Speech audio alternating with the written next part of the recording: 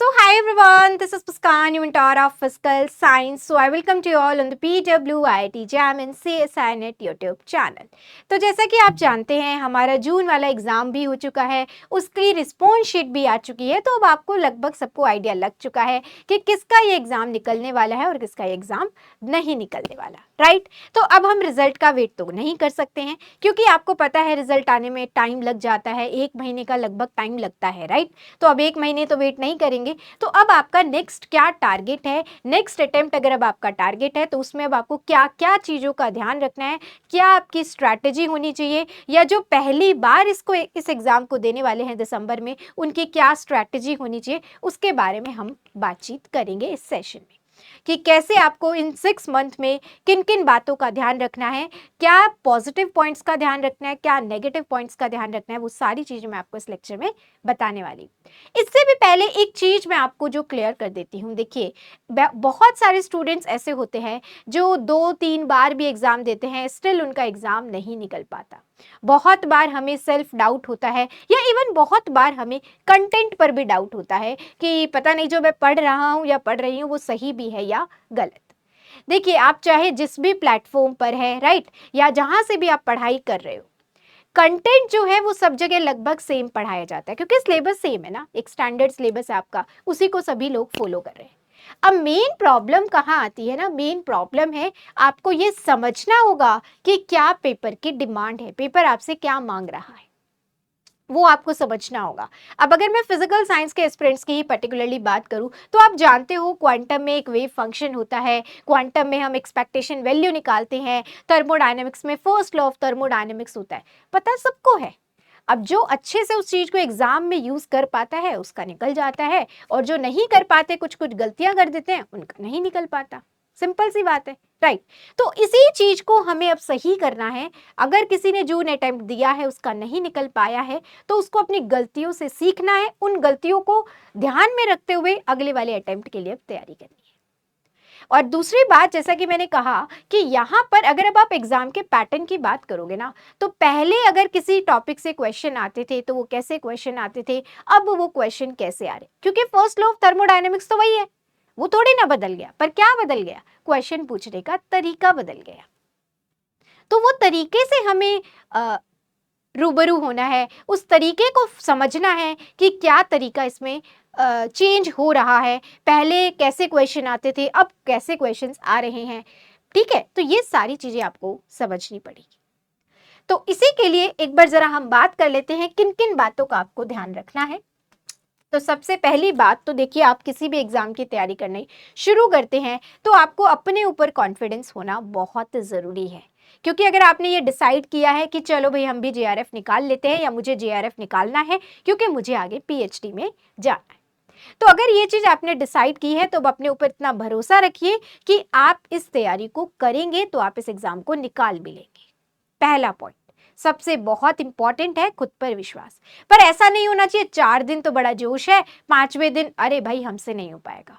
क्योंकि देखो, अगर आप किसी एग्जाम की तैयारी करने स्टार्ट कर रहे हो तो हो सकता है शुरू के 4-5 दिन तो जोश बड़ा हाई होगा और उसके बाद वो धीरे धीरे धीरे धीरे धीरे धीरे कम होते जाता है। अब उस जहां पर आपको वो चीज़ कम हो रही है, क्योंकि हम सेचुरेट होते हैं, अगर एक टॉपिक को दूसरी बार रिवाइज करोगे तो आपके माइंड में शायद ये थॉट आएगा कि यार ये चीज़ तो मुझे आती है, छोड़ो, तो वो सैचुरेशन वाला पॉइंट आता है। बट वहां हमें छोड़ना नहीं होता है, और हमें ये नहीं सोचना कि यार मुझसे तो नहीं हो पाएगा। नहीं, आपको कुछ टारगेट है ना, आपने कुछ माइंड में गोल रखा था जिसके लिए आपने तैयारी स्टार्ट की थी, तो अगर अब आप उस मोमेंट पर आप क्विट करोगे तो नहीं काम चलेगा, नहीं आप अपने टारगेट तक पहुंच पाओगे। तो हो सकता है बहुत बार आपके साथ ये टाइम आएगा, ये सिचुएशन आएगी जहां पर आप अपने आप को सेचुरेट फील करोगे या बोरिंग सा लगेगा आपको उस चीज को। देखो, वो सभी के साथ होता है, ऐसा नहीं है आप ही अकेले के साथ हो रहा है, बट उस चीज से हमें ऊपर उठना है। उससे हमें ये, उस टाइम आपको ये सोचना है कि आपका क्या गोल था, क्या टारगेट था, किस लिए आपने तैयारी शुरू की थी। तो वो चीज अगर आप सोचोगे तो फिर वो जो बोरिंग वाला फेज है वो भी निकल जाएगा। अब बात कर लेते हैं करना क्या क्या है मैम। तो देखिए सबसे पहली चीज़ तो यही होती है, स्पेसिफिकली जो बिल्कुल नए हैं, जो पहली बार इस एग्ज़ाम को देने जा रहे हैं दिसंबर में, उनको अपना अपना एक स्टडी प्लान बनाना होगा कि कितना मेरे पास टाइम रह गया है, क्या इसका सिलेबस है, क्या इसका एग्ज़ाम पैटर्न है। सबसे पहली चीज़ तो हमें यही क्लियर होनी चाहिए। आपको पूरा सिलेबस आपके पास होना चाहिए, पता होना चाहिए। अच्छा, फिजिकल साइंस में ये हमारी 9 यूनिट्स हैं, उसमें क्या-क्या टॉपिक्स हैं, ये सारी चीज़ें। तो सबसे पहली चीज़ आपको क्या करनी है, अपनी एक स्टडी का प्लान बनाना है। उस प्लान में सबसे पहला काम आपका सिलेबस आपके पास होना चाहिए। ऐसा नहीं कि रैंडम कभी भी कोई टॉपिक पढ़ लिया, कभी कोई टॉपिक पढ़ लिया। उससे शायद आपको टॉपिक समझ में आ जाएगा, बट एक एग्ज़ाम के ओरिएंटेड आपकी तैयारी नहीं हो पाएगी। ठीक है, तो सबसे पहले आपको ये चीज़ ध्यान रखनी है, उसके बाद उस एग्ज़ाम का क्या पैटर्न है। क्योंकि अगर सिलेबस की बात करूं तो मोर और लेस आपका गेट और सीएसआईआर नेट का लगभग सिलेबस सेम है, पर लेकिन किस में डिफरेंस है, एग्जाम पैटर्न में डिफरेंस है। तो उसके हिसाब से आपको स्पीड पर भी ध्यान रखना पड़ता है, टाइम मैनेजमेंट पर भी ध्यान रखना पड़ता है, और उसी के हिसाब के क्वेश्चन हमें सॉल्व करने होते हैं। राइट, तो आपको ये दो चीज़ें क्लियर होनी चाहिए। उसके बाद लेट्स से अगर आप कोई स्टूडेंट है जो अभी रिसेंटली ही अपकमिंग वीक में ही अपनी तैयारी स्टार्ट करने वाले हैं, तो उनको पता है कि भाई दिसंबर में हम टारगेट करके चलते हैं, लास्ट वीक ऑफ दिसंबर तक हमारा एग्जाम हो जाएगा। ठीक है, तो उसके हिसाब से हमारे पास सितंबर, अक्टूबर, नवंबर और दिसंबर भी लगभग पूरा, और मिड अगस्त भी आपके पास है। तो लगभग 5 महीने मैं मान के चल सकती हूँ, ऑन एन एवरेज आपके पास अभी 5 मंथ्स का टाइम है। और जिस एग्जाम की आप तैयारी करने जा रहे हो, देखिए सीएसआईआर नेट जेआरएफ, इस एग्जाम की तैयारी ऐसा नहीं है आपने 15 दिन में तैयारी की या 1 महीने में तैयारी की और आपका जेआरएफ निकल जाएगा।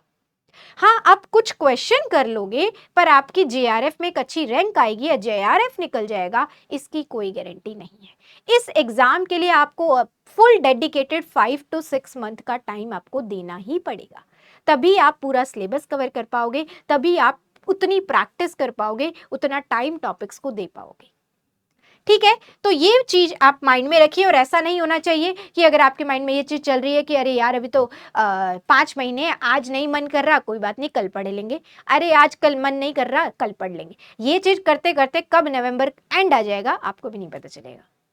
ठीक है, तो ये चीजें आपको नहीं करनी है, मतलब प्रोकास्टिनेट नहीं करना है। जिस दिन डिसाइड कर लेते हो आज से मुझे तैयारी शुरू कर दी है, मतलब वो फिर करनी है। ठीक है, उसके लिए अभी आपको किसी और के एग्रीमेंट की जरूरत नहीं होनी चाहिए कि भाई अगले हफ्ते से करे कि अगले दिन से शुरू करे। राइट, हाँ जी, तो मैंने यहाँ कहा था प्लान योर स्टडी।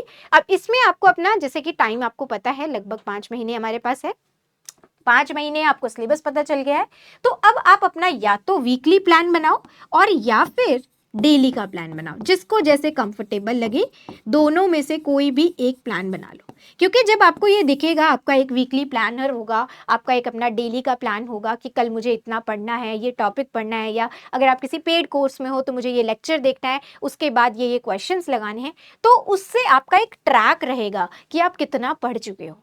और किसी पेड कोर्स में होने से थोड़ा सा ये बेनिफिट होता है, आपको ये आइडिया रहता है कि इस टॉपिक को मुझे कितना पढ़ना है या इसमें किस किस तरह के क्वेश्चन आते हैं। वो आप किसी भी पेड कोर्स में हो सकते हो।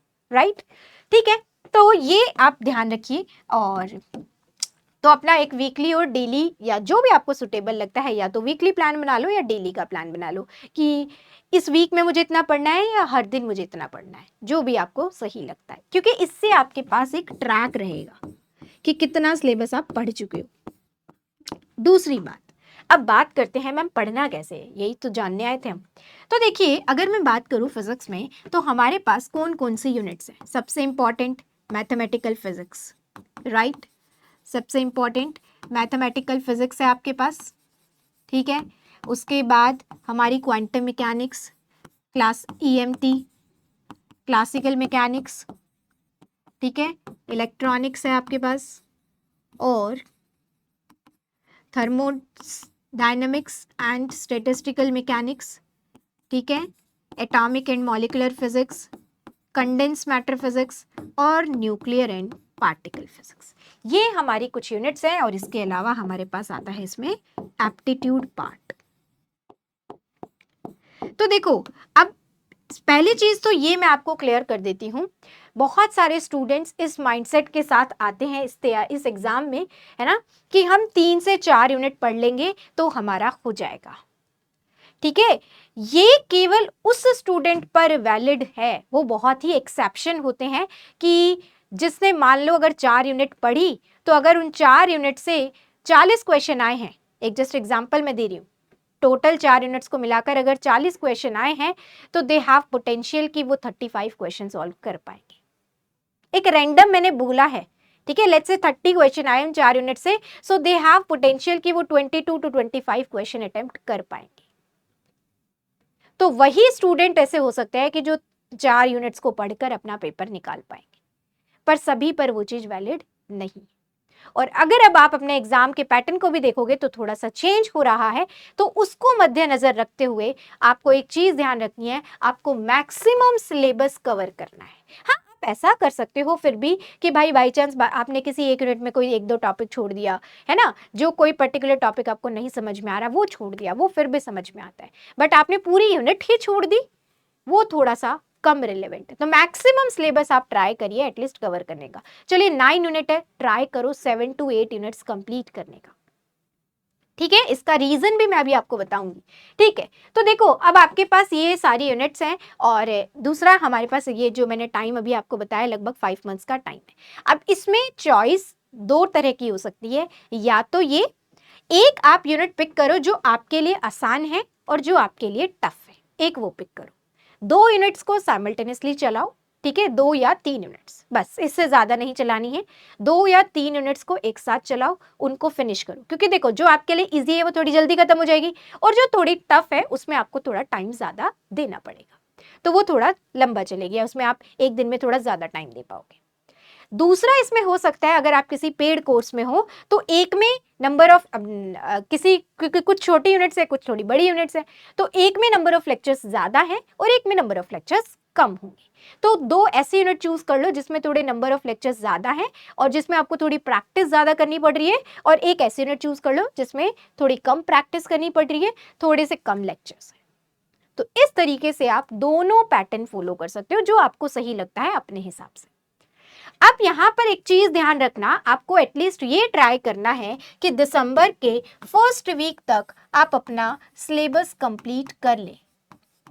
दिसंबर के फर्स्ट वीक तक हम टारगेट तो यही बना के चलेंगे, अब चाहे पेपर चला जाए हमारा जनवरी में, कोई बात नहीं, एक्स्ट्रा प्रैक्टिस करेंगे, बट इनिशियली आपका टारगेट यही होना चाहिए कि आप दिसंबर के फर्स्ट नहीं तो सेकेंड वीक तक तो कंप्लीट कर ही लो। इसके हिसाब से आप अपना पूरा प्लान बनाओगे।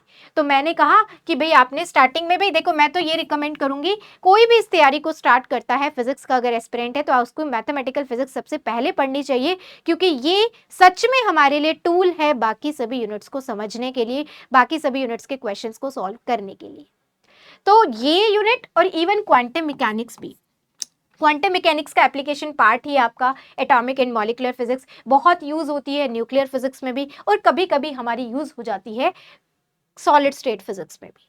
तो ये तीनों ही यूनिट्स कहीं ना कहीं, ये जो तीनों छोटी छोटी यूनिट्स है इसी के ही एडवांस पार्ट में आ जाती है, ठीक है। तो ये यूनिट आगे बहुत सारे टॉपिक्स में आपके यूज होती है। तो ये दोनों ऐसी यूनिट्स है, अगर आप फिजिक्स में एग्जाम देने जा रहे हो तो आपको इन दोनों यूनिट्स को जरूर पढ़ना चाहिए। हाँ, उसमें कोई पर्टिकुलर टॉपिक आपको नहीं समझ में आ रहा, उसको छोड़ दो, वो एक चीज समझ में आती है, ठीक है। जैसे फॉर एग्जाम्पल किसी को फोरियर ट्रांसफॉर्म की प्रॉपर्टीज नहीं याद रहती है, तो भाई ठीक है, एक बार के लिए छोड़ दो, बाकी पूरा पढ़ लो, और भी बहुत सारे टॉपिक्स हैं, राइट। अगर आप कहते हो कि मैम क्वांटम में कोई पर्टिकुलर टॉपिक हम बहुत बार बार गड़बड़ कर रहे हैं, तो 1-2 टॉपिक छोड़ा जा सकता है, पूरी पूरी यूनिट कभी मत छोड़ना, ठीक है। तो ये चीज है। अब जैसे आपने मान लो एक मैथमेटिकल फिजिक्स पिक कर ली, और साथ में आपने लेट्स से मैंने कहा कि मैथमेटिकल फिजिक्स, देखो इनिशियली आपको 2 थोड़े बेसिक टॉपिक पढ़ने ही पड़ेंगे। तो मैथमेटिकल फिजिक्स पढ़ रहे हो तो थर्मोडायनेमिक्स एंड स्टैटिस्टिकल मैकेनिक्स पढ़ सकते हो, क्योंकि थर्मोडायनेमिक्स किसी पर भी डिपेंडेंट टॉपिक नहीं है, वो अपना इंडिविजुअल टॉपिक चलता है, तो साथ में वो पढ़ सकते हो। या फिर मैथमेटिकल फिजिक्स पढ़ रहे हो, साथ में क्लासिकल मैकेनिक्स पढ़ सकते हो, ठीक है। ये थोड़ा छोटा भी है मैथमेटिकल के कंपैरिजन में, राइट। तो इस तरीके से आप 2 या 3 यूनिट्स चूज कर लो। फिर जब ये कंप्लीट हो जाए उसके बाद आपने क्वांटम पिक कर लिया, अब क्वांटम पढ़ रहे हो तो अब आप इनमें से कोई भी टॉपिक साथ में उठा सकते हो, क्योंकि अब ये सब आपको समझ में आने लग जाएंगे, ठीक है। तो क्वांटम पढ़ रहे हो तो एक या तो क्वांटम पढ़ लो और साथ में फिर इलेक्ट्रॉनिक्स पढ़ लो, क्योंकि इसमें बिल्कुल अलग है ये, है ना, ये अपने आप में एक इंडिविजुअल सब्जेक्ट है, राइट, और ये अपना एक अलग सब्जेक्ट है, तो साथ में ये 2 सब्जेक्ट पढ़ लो। ठीक है, अब जब क्वांटम खत्म होने के बाद इन तीनों यूनिट्स को पढ़ोगे तो और भी अच्छे से समझ में आएंगी आपको। ठीक है, जब ये खत्म हो गया उसके बाद अपना ईएमटी उठा लो, बड़ा टॉपिक। ठीक है, ईएमटी के साथ इनमें से कोई 2 टॉपिक उठा लो। राइट, 3 महीने का काम बता दिया मैंने, उसके बाद आपने सीएमपी के साथ जो भी आपका बच गया उसको उठा लेना, अगर आपने सीएमपी को फर्स्ट मंथ में कवर नहीं किया है तो। अब देखिए, ऐसा नहीं है 1-2 घंटे पढ़ने पर ये ऐसे टॉपिक खत्म हो जाएंगे, नहीं, आपको टाइम देना पड़ेगा। 5 महीने की पढ़ाई जो है इस एग्जाम के लिए, वो ऐसी नहीं है 2-3 घंटे पढ़ लिया और हो जाएगा, नहीं। वो 5 महीने की भी पढ़ाई, अगर आप अच्छे से यूनिट्स को समझना चाहते हो, अच्छे से यूनिट्स को पढ़ना चाहते हो, तो उसमें आपको पढ़ाई भी अच्छी करनी पड़ेगी। मतलब अच्छी इफेक्टिव और फोकस्ड स्टडी आपको करनी पड़ेगी। ऐसा नहीं हो सकता है कि 2 घंटे में भी 4 बार आप फोन चला रहे हैं, तो वो फिर आपको लास्ट में आपकी प्रोडक्टिविटी पर हैम्पर करेगा। ठीक है, तो जैसा कि मैंने अब आपको बताया, मैक्सिमम सिलेबस आपको कवर करना है। उसके बाद आते हैं, जब मैक्सिमम सिलेबस आप कवर कर रहे हो तो किन किन बातों का आपको ध्यान रखना है, जो भी यूनिट्स आप पढ़ रहे हो उसमें किस किस चीज़ का, किन पॉइंट्स का आपको ध्यान रखना है। तो सबसे पहली चीज़ ये ज़रूर ध्यान रखिएगा कि आप प्रीवियस ईयर क्वेश्चंस कर रहे हैं। अभी मैंने आपको जो बोला था ना कि पेपर का पैटर्न, कि पहले कैसे क्वेश्चन आते थे, अब उस टॉपिक से कैसे क्वेश्चन आ रहे हैं, तो वो चीज़ आपको कहाँ से समझ में आएगी? प्रीवियस ईयर क्वेश्चन से समझ में आएगी। कि देखो, क्योंकि टॉपिक तो सेम है, राइट, टॉपिक पहले भी यही थे, टॉपिक आज भी यही है, पर अब क्या चेंज हो रहा है? क्वेश्चन को पूछने का तरीका चेंज हो रहा है। और अब अगर मैं रीसेंट पेपर की भी मैं बात करूं ना, तो पेपर एज सच बहुत टफ नहीं था, पर जो क्वेश्चन की लैंग्वेज थी, वो आप उस टाइम के प्रेशर में कितना समझ पा रहे हो, वो बहुत मैटर करता है। और दूसरी बात, कभी भी केवल डायरेक्ट आप प्रीवियस ईयर क्वेश्चन पर जंप नहीं करोगे। पहले थ्योरी को पढ़ो, उसको समझो, उसके बाद क्वेश्चंस की प्रैक्टिस करो। अदरवाइज आप डायरेक्ट प्रीवियस ईयर क्वेश्चन लगाओगे तो आपको क्वेश्चन के रिगार्डिंग जो थियरी है बस उतनी ही समझ में आएगी, उसके लेफ्ट राइट कुछ नहीं पता है। तो अगर क्वेश्चन चेंज हो गया, लैंग्वेज थोड़ी सी चेंज हो गई, तो आप नहीं कर पाओगे। सो इसीलिए पहले कंसेप्ट को समझो, उसके बाद क्वेश्चन पर जंप करो। ठीक है, अब प्रीवियस ईयर क्वेश्चन करते वक्त स्टूडेंट्स बहुत बड़ी जो गलती करते हैं, एक तो ये कि कोई भी प्रीवियस ईयर की बुक ले लेंगे, उसमें जो सॉल्यूशन दे रखा है उसी को ही सर्वगुण संपन्न मान लेते हैं, मतलब उसी को देख लिया हो गया। नहीं, कंसेप्ट पढ़ा है ना, अब उस कंसेप्ट को लगाते हुए खुद से सॉल्व करो, उसको पूरा डिटेल में पढ़ना है। प्रीवियस ईयर क्वेश्चन का मतलब ये नहीं एक क्वेश्चन दिया है, हाँ ठीक है, एक्स वाई कुछ निकालना है, निकाल लिया हो गया, नहीं, किस टॉपिक से रिलेटेड है वो क्वेश्चन, क्या उसमें पूछा गया है। अब दूसरी जो चीज आपको यहाँ पर करनी है, लेट्स से कोई हार्मोनिक ऑसिलेटर का क्वेश्चन है। हार्मोनिक ऑसिलेटर अपने आप में एक बड़ा सा टॉपिक है। 1D harmonic oscillator, 2D harmonic oscillator, 3D harmonic oscillator, उसमें non degenerate, degenerate, right, isotropic and isotropic, ये सारे केसेस आते हैं। इवन हाफ ऑसिलेटर भी आता है। अब कोई क्वेश्चन अगर हाफ ऑसिलेटर का आया है तो इतना नहीं है कि आप हाफ ऑसिलेटर पढ़कर छोड़ दोगे, नहीं, वहां पर आपकी रिस्पॉन्सिबिलिटी क्या बनती है कि जब आप हाफ ऑसिलेटर का क्वेश्चन सॉल्व कर रहे हो तो आप मेक श्योर करें कि आपको ये पता हो कि 1D ऑसिलेटर में क्या होता है, 2D में क्या होता है, 3D में क्या होता है, और इनके अगर डीजेनरेट, नो डीजेनरेट केसेस में क्या होता है। That's called thoroughly analysis of previous year question. अगर आपने एक पेपर का भी, एक साल के किसी एक पेपर का भी इतना डीप एनालिसिस किया है ना, तो उसके बाद आपको बाकी एग्जाम्स, आप मेरी एक बार इस बात पर स्टिक रहकर देखना, आपको बाकी एग्जाम्स बहुत आसान लगेंगे। बाकी ईयर्स के आप सोचोगे अरे यार इसमें तो ये हाफ ऑसिलेटर आया था, फिर मैंने देखा 2022 में वैसे नॉर्मल 1D ऑसिलेटर आ गया, फिर मैंने देखा कोई गेट के एग्जाम में 3D ऑसिलेटर का क्वेश्चन आया हुआ है। ऐसा ही होता है, तो that is called thoroughly analysis. तो आपको मेरा कहने का मतलब ये है, कोई भी क्वेश्चन आप पेपर में देख रहे हो उसके लेफ्ट राइट सोचना है, अपने टीचर खुद बन जाओ, आपके लिए कभी क्वेश्चंस की कमी नहीं पड़ेगी। ठीक है, तो इसका आपको थोरोली एनालिसिस करना है। पता है बहुत सारे स्टूडेंट्स का ना एक माइंड में डाउट रहता है कि ma'am book book book book, बिल्कुल कर सकते हो यार बुक, पर जब आप एक लिमिटेड टाइम में तैयारी करते हो ना, तब बुक्स पर जाना थोड़ा सा सही डिसीजन नहीं होगा। रीजन, क्योंकि बुक में ना, बुक इज जस्ट लाइक अ महासागर है ना, एक पर्टिकुलर टॉपिक के लिए बहुत ज्यादा क्वेश्चन है, बहुत कुछ है उसमें, उतना टाइम हमारे पास नहीं है। अगर आप ये है कि भाई आप 1 साल का टाइम लेकर चल रहे हो है ना, तब आप फिर भी सोच सकते हो बुक्स के बारे में, अब पीवाईक्यूज जब आप करते हो तो मैं ये फिजिक्स वाले स्टूडेंट्स के लिए ही बता रही हूँ, आप सीएसआई या नेट के ही नहीं करोगे केवल, आप लोग जेस्ट के क्वेश्चंस भी करिए और फिर आप गेट के क्वेश्चंस भी करिए। बस इसके बाद मुझे नहीं लगता अगर आपने इन क्वेश्चंस को ढंग से सॉल्व किया है तो आपको प्रॉब्लम आने वाली है। ठीक है, तो ये चीज आपको ध्यान रखनी है। देखो, अब जब आप इनिशियली कभी भी टॉपिक को पढ़ोगे तो एक ही दिन में आपकी स्पीड ऐसा नहीं है कि भाई एक ही टाइम में पहली बार आपने कोई टॉपिक पढ़ा और आपकी स्पीड हो जाएगी कि लाइक किसी भी क्वेश्चन को आप 2 मिनट में सॉल्व करने लग गए हो। नहीं हो सकती, पॉसिबल ही नहीं है। पहले आप अपना सिलेबस वो कंप्लीट करोगे। अब जैसे एक महीने में आपने 1 यूनिट 2 यूनिट जितनी भी कंप्लीट की, अगले महीने में जब आप उसका रिवीजन करोगे, फर्स्ट टाइम जब आपने पढ़ा जितनी स्पीड से सॉल्व किया, सेकेंड टाइम में जब भी आप उस टॉपिक को पढ़ोगे तो उसके कंपैरिजन में तो आपकी स्पीड इंप्रूव होगी। ठीक है, पहले अगर किसी क्वेश्चन को, किसी टॉपिक को, क्वेश्चन को करने में 5 मिनट लग रहे थे तो अब उसको शायद आपको 3.5 मिनट, 4 मिनट, 3 मिनट इस तरीके से लगे। धीरे धीरे आपकी स्पीड जो है वो बढ़ेगी, धीरे धीरे आप टाइम मैनेज करना सीखोगे। तो पहले आप अपना सिलेबस कंप्लीट करिए और साथ साथ उसके प्रीवियस ईयर क्वेश्चन सॉल्व करते चलिए। उसके बाद जब आपके 2-3 यूनिट्स कंप्लीट होती है तो उसका रिवीजन करो और आप फिर जब आपकी कुछ थोड़ा परसेंट सिलेबस कंप्लीट होने लग जाए उसके बाद आप किसी टेस्ट सीरीज में पार्ट ले सकते हैं ताकि आप अपनी टाइम मैनेजमेंट पर फोकस कर पाएं। क्योंकि आपको पता है यार, हमारे पास पेपर में इनफाइनाइट टाइम नहीं है। उस 3 घंटे में ही आपको क्वेश्चन को रीड भी करना है, उसको समझना भी और उसको सोल्व करना है। बहुत बार हमारे साथ ऐसा होता है, हमें टॉपिक आता है पर लेकिन हम क्वेश्चन नहीं समझ पाते, जिसकी वजह से हम अपना बहुत सारा टाइम खराब कर देते हैं। पर वो टाइम तो उसमें ही कैलकुलेट हो रहा है ना, ऐसा तो नहीं है उसके लिए आपको अलग से टाइम मिल रहा है।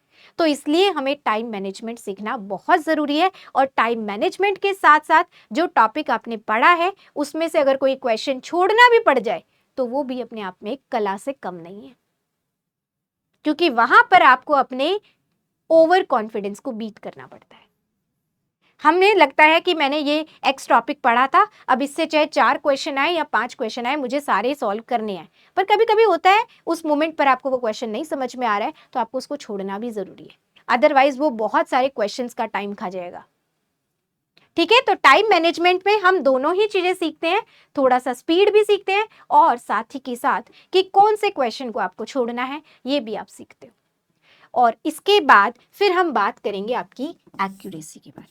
और ये सारी चीजों पे और ज्यादा फोकस कर पाओगे जब आप टाइम से अपना सिलेबस कंप्लीट कर लोगे, रिवीजन मल्टीपल टाइम करोगे और ज्यादा से ज्यादा फिर मॉक टेस्ट लगाओगे, टेस्ट सीरीज में पार्ट लेके टेस्ट दोगे तो आप अपनी टाइम मैनेजमेंट और एक्यूरेसी पर काम कर पाओगे। अब क्वेश्चन तो आता था पर किसी भी सिली मिस्टेक की वजह से गलती कर दी, उस टाइम फॉर्मूला याद नहीं आया, है ना, तो इन सब चीजों की वजह से, या फॉर्मूला जो याद आया वो गलत फॉर्मूला याद आया, ठीक है, तो इसकी वजह से आपकी एक्यूरेसी बहुत खराब हो जाती है। राइट, तो ये दोनों चीजें ना एक टूल है कॉम्पिटिटिव एग्जाम के, टाइम मैनेजमेंट भी और एक्यूरेसी भी। बहुत बार ऐसा होता है कुछ लोगों को टॉपिक्स आते हैं बट टाइम मैनेजमेंट या एक्यूरेसी में बड़े पुअर होते हैं, जिसकी वजह से उनका एग्जाम नहीं निकल पाता है। हम किसी कॉम्पिटिटिव एग्जाम में बैठते हैं तो ये दोनों चीजें बहुत इंपॉर्टेंट है। और ये कहाँ से आती है? ये आपको आती है रिवीजन से, क्योंकि जितना रिवीजन करोगे उतना जल्दी रिकॉल कर पाओगे, जल्दी रिकॉल पर कर पाओगे तो आपका टाइम सेव होगा और गलती कम से कम। ठीक है, तो ये इस तरीके से पूरा एक